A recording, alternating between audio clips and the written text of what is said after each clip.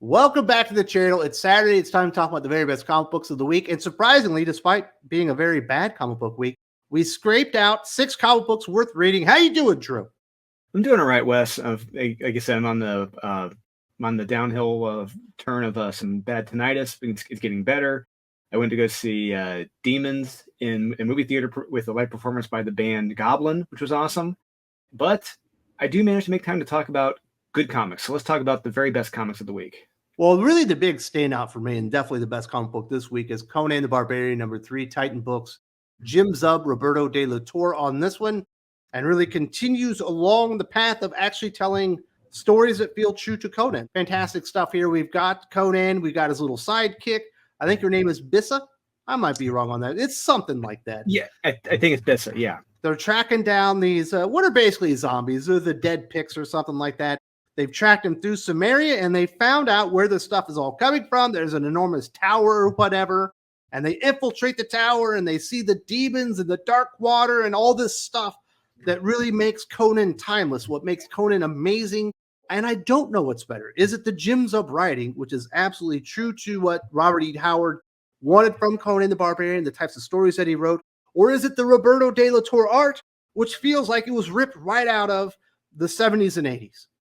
You know, so I'm gonna tip my hat to the if I were wearing a hat, I'll tip my hat to the editor of this, because I think the editor of this is doing a damn good job of this. Because I don't know what the original first or second drafts looked like from Jim Zub. They could be completely different from what the final scripts were, but whatever the editor is doing, the art director is doing, they have created a masterpiece here. So much so to the point that when this is all collected, I would love to see a black and white oversized edition of this, because there's no doubt in my mind the black and whites of these pages, they are beautiful. They have to be beautiful. And the story in this, I enjoyed. This is 100% pure Conan. And when they're in the tower, he does manage to find some other fellow people from Sumerians. You know, they're who have been imprisoned. So they eventually break out, and naturally a fight does ensue. But does Conan make it through in the end? And if he doesn't, does he want to survive? I don't know. You guys got to read to find out. This was so damn good. Just everything in this book is so well produced, so well delivered that this is probably. I mean, we talked about one or two of possibly the best books of the year. You do it past week before, but Conan is building itself up to be arguably one of the best on the best of the year. And I cannot wait to read the next chapter. I can't wait till this is collected. If you're not reading Conan, I said it before, fix yourself. Go pick up Conan the Barbarian #3 and 1 and 2. Yeah, I feel a little bit stupid for thinking Titan Books was an odd choice for Conan. It turns out they were the perfect publisher. Absolutely. So that one was on me. Another comic book everyone's talking about, Void Rivals #4 from Image Comics. Robert Kirkman and Matthias Lopes on this one. The beginning stages of the Energon universe, and we've got these characters, Derek and the girl one. It's the soul of something.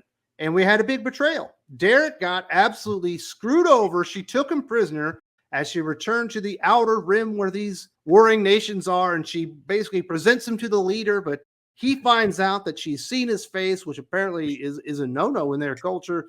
She ends up getting thrown into the brig with him, and it's not looking good for the two. But maybe the bigger thing I've noted here, this is the biggest Transformers cameo that we've had so far, and trying to incorporate it into the story itself. Literally and figuratively, when you see the character show up, he is massive, and I love it. I'm not going to say who it is, but it is beautiful. And he's given more than just one page. He's got several lines of dialogue. He's on a few pages. I love it. I want more Transformers now.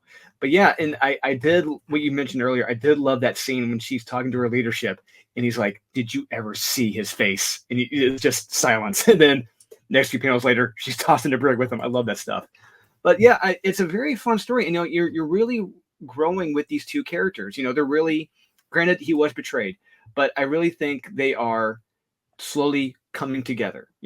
And I do like that. I do like these two different people, two different races, two warring factions coming together. That's a great storytelling right there. And they're very Romeo and Juliet, baby. Absolutely. And I can't wait to see what happens next. And I can't wait to see what other Transformers we're going to see show up in the next coming chapters, because this is just so much fun, so well written. They're truly unique characters, and the people pulling their strings behind the scenes, they're great villains too. Yeah, please do check out Void Rivals, guys. This is more than just a Transformers cameo book. It is a really good character study of these two new characters. Yeah, it's definitely got me hyped up for the Energon universe. Obviously, Daniel Warren Johnson's Transformers is just around the corner. The final indie comic book that we'll recommend, Star Wars Hyperspace Stories #9, Dark Horse, Michael Morici, Andrea Muti on this one. When they originally moved the all-ages Star Wars comic books from IDW to Dark Horse, I was like, yeah, that sounds like a lot of fun. Then I saw it was like Cecil Castellucci on the book. I was like, oh, well, never mind. I didn't even realize that Michael Morici had been writing the last 3 issues. Once I saw the name, I was like, hey, this is a writer I trust. I jumped in there, and I was not disappointed. We don't get to see Cad Bane a whole lot these days, and it was a lot of fun to see him in here. There's a big Jedi versus bounty hunter fight. There's an entire plate of bounty hunters moving against him, and the little bit of betrayal and all that kind of stuff. All the things that you want from a great Star Wars story. The Andrea Muti art is pretty darn good. I don't know if it's quite as kid-friendly as I would have done. I would have made it more cartoony just because it is a kid's comic book. But it does look very good, and it was a lot of fun, and it was just Star Wars the way I haven't got to experience it for a long time. Fun. Yeah, it was fun. And I'll piggyback on what you said earlier. You know, as soon as you see a name like Cecil Castellucci show up on a book, it's like strike 1, 2, and 3. Nope, not a chance. So I did not want to read them. You know, as soon as you see certain names, you know you're going to get certain agendas in the book where they put that before storytelling. So it's like, you're not going to enjoy this. But yeah, this was nowhere on my radar until you recommended it, and I checked it out, and I was very, very surprised how much I enjoyed this. Yeah, Michael Morici, great writer, really good writer. And the visually, how it looks, it really reminded me of the Howard Chaykin, Roy Thomas comics of the late 70s, early 80s on their Star Wars run.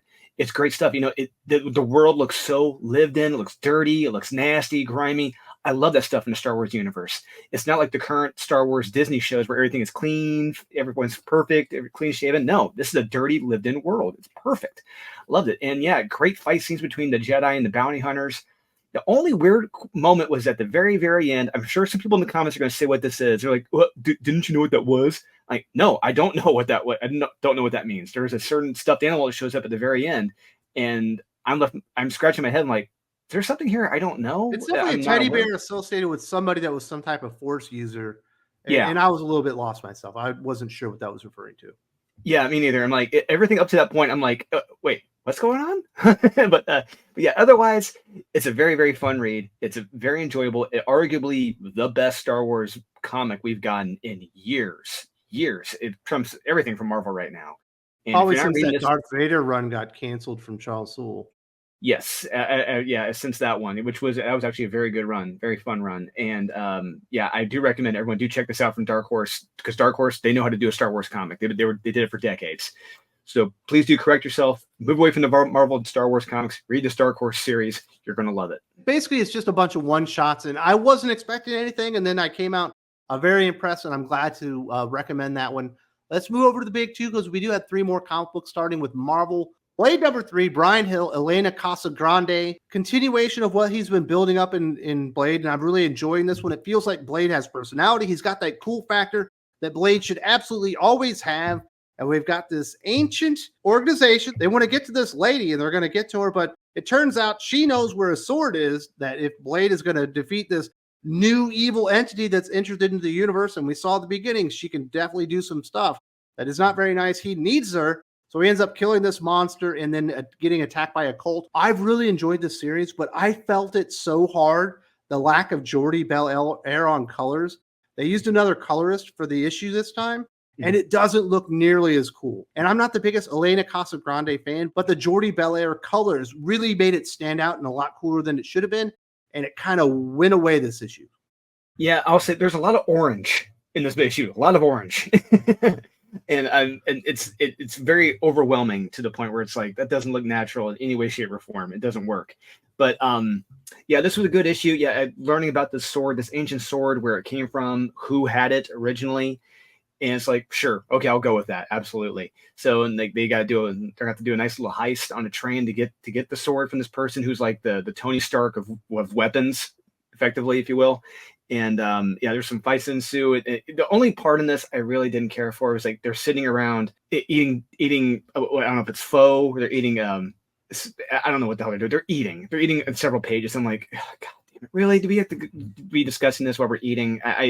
But if you're able to look past that, like I did eventually, it's fine. But yeah, we do get some fighting eventually, which is really good, and we get a nice little cameo at the very end of this. I did not see coming, and I can't wait to see what role he plays in the next issue. But yeah, Blade is very much a badass in this. You see him get angry. You see him, like, get physical with people. I love it. That's something you wouldn't see from Blade in the past few years. Certainly not from Jason Aaron or Tim Seeley or Leah Williams or Danny Lord. Yeah, Mark Russell. Yeah, this is the Blade with testosterone. This is what we all want. And I do recommend this to anyone who is a Blade fan. If you're a true Blade fan, you will enjoy this. Yeah, I think a lot of people are probably missing out on a pretty decent story from Marvel Comics, but Brian Hill is doing his own thing. Hopefully they bring Jordi Belair back as the colorist, because I definitely think it added to the ambiance. We have one more recommendation from Marvel. This is your big recommendation, Miracleman, the Silver Age #6, Neil Gaiman, Mark Buckingham. I kind of forgot this comic book was coming out. Has it been delayed? Yeah, it had been unfortunately delayed, and to be perfectly honest with you, it sounds like the sales for this weren't as big as they were hoping. I think they were really hoping that the name Neil Gaiman would have sold this, as well as Mark Buckingham, but I can't explain why. I don't know if it's the character himself, but this is, regardless of that, this is a terrific read. And we get to see the true origin of Dickie Dauntless when he was younger, when he was a kid, and what happened to him physically, mentally, over and over again for years in this orphanage. And it's not pretty; it's ugly. And one thing you get to remember is, like, granted, stuff like this, it may seem very much tropish now, but when this was written back in the 80s and 90s, this was kind of at the forefront. It's not really talked about. But now it's pretty much, this is a Tuesday right now. But like back then, it's like, oh my God, what is this? So yeah, this is if you're able to put your lenses on, remember that, it's like, oh, okay. But yeah, it's really, really damn good. And the next issue, we're getting to the final confrontation between young Miracleman and Miracleman, and we're going to see what happens with that. But yeah, Dickie Dauntless is a great character. And yeah, if you haven't been reading Miracleman, I do recommend, do check the series out. This is arguably Neil Gaiman at his best. Yes, I just said that because I'm right. And read Miracleman by Alan Moore. It is terrific as well. Following up to this, your mind is gonna be blown reading this, because this is where it all began. The deconstruction and reconstruction of characters. This is how you do it. This is the textbook right here, guys. Please do check out Miracleman: The Silver Age. If you'd like an example of how not to do it, Invincible Iron Man #10 from Jerry Duggan this week. Yes. The big wedding between Emma Frost and Tony Stark.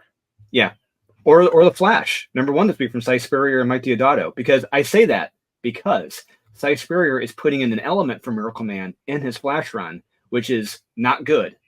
And it involves Flash's wife. And the same thing has happened to Miracleman's wife in the series. And Cy Spurrier is pretty much, he's a hack at this point, and I cannot recommend that book to anybody at all. Well, unless you're a Cy Spurrier fan and you don't care about the characters, you might like. Yes, yeah, just doing your own thing. Yeah. But if you're anybody, do not read Invincible Iron Man 10, because I thought it was worse. It was absolute far. I won't even get into it because this is best of the week. But that comic book sucked. Once I read it, I stopped reading comic books for 2 days. I just couldn't take it anymore. I was so mad with that one. Let's go over to DC Comics because we got one more recommendation. Let's talk about the good shit, baby. Green Arrow #4, Josh Williamson, Sean Isaacs. I've been enjoying the series, but this is like It's a Wonderful Life. Opens up and he's talking to the Parallax-infested Hal Jordan. He's got the little gray hairs and all that stuff, and he wants to fight him. And it turns out that's not exactly who he is, and he starts showing what the world is going to be like without him, and what is his family members up to, what is Black Canary and Roy Harper being up to. And I like Roy Harper, and it seems like they're going to be okay. But in the future, everything's going to fall apart and the cities will be razed and all this stuff. And by the end, he challenges an entity. It's not a person. It's not a god or something. It's just something. He decides to fist fight it, which seemed a little bit ridiculous. But sometimes comic books can be ridiculous. I recommend this one with a grain of salt. Yeah, and like you said, it's a comic book. There's going to be a degree of ridiculousness, some more than others. And I can go with that in this, absolutely. And what the future that they're teasing here was actually hinted at in that Green Arrow, 75th anniversary issue. It's by Jeff Lemire. He did like a 2 or 3 pager, and it's Green Arrow in the future. And this is I feel like a follow up to that. So but yeah, the stuff in this, the elements between the quote unquote Hal Jordan, Parallax, and Green Arrow are terrific. I love those interactions. I love their conversations with one another, and it's perfect. It's stuff that really makes you believe again. It's like after you read it, like Iron Man by Terry Duggan, then you read this, it really brings back your belief into like, okay, they can do good comics. They can have good dialogue, good characters in these books, because they do have some great elements. They do have some great panels and moments in this book where they're talking to one another and about their past and their relationships. Is terrific. I love it. And yeah, this conversation leading into the next issue between like Old Man Green Arrow and Green Arrow, I can't wait to see it. It looks fun. And the art is really damn good too. I actually really dug the art. I think it looked like Todd Nauck. I'm not sure if it was Todd Nauck or not, but Sean Isaac did a terrific job on the art. And yeah, I really recommend this to people. If you're a Green Arrow fan, I think you will enjoy this. You know, this is one of those.